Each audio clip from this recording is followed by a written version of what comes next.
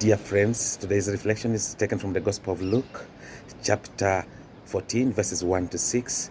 And in this reflection, Jesus again seems to challenge the Jewish tradition and culture of the time, not for the sake of just challenging it, but of enriching it and educating it. We see that he is invited in a house of a Jewish leader on a Shabbat, on a day that is only meant to be reserved for God, prayer, and rest, not any physical activity. And it is within that context that a man of dropsy, a sickness, a kind of sickness which is so terrible, is brought in their midst while they were at table. And we see Jesus, before healing them, he is able to ask the Jewish authorities, who were also always holding on to the Shabbat as a kind of strict law that you shouldn't even be doing well. Even healing on a Shabbat was a problem. So he challenges, he first asks them a question.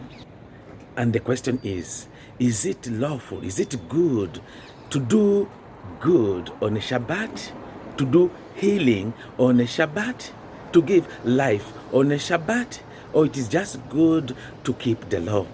Let us remember that here, if the issue is, yes, it is good to keep the law as long as the law gives life, as long as the law is for the good of the human person.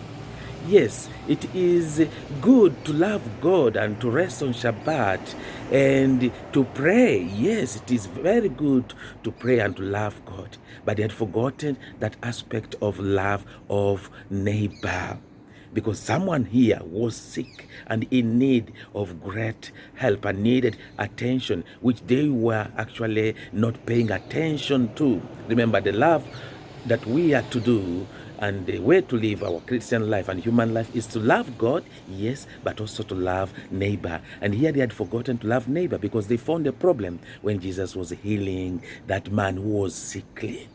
And after he had asked them, is it good to give life on a Shabbat?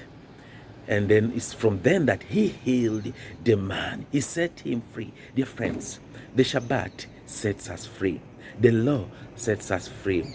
Everything that is lawful, that we hold on to the law, if it is really law, it should be for the good of the human person, not to kill life, but to give life. If a law kills life, then it's no longer a law. If a law it breaks one and makes one feel so strained and oppressed and not respected in the human dignity, then that is not law. Because law, a good law, is a law that protects the human person, that provides for the human person, that heals the human person, not a law that enslaves, not a law just to be kept and for the sake of keeping. It is a law that should be kept in order to give life.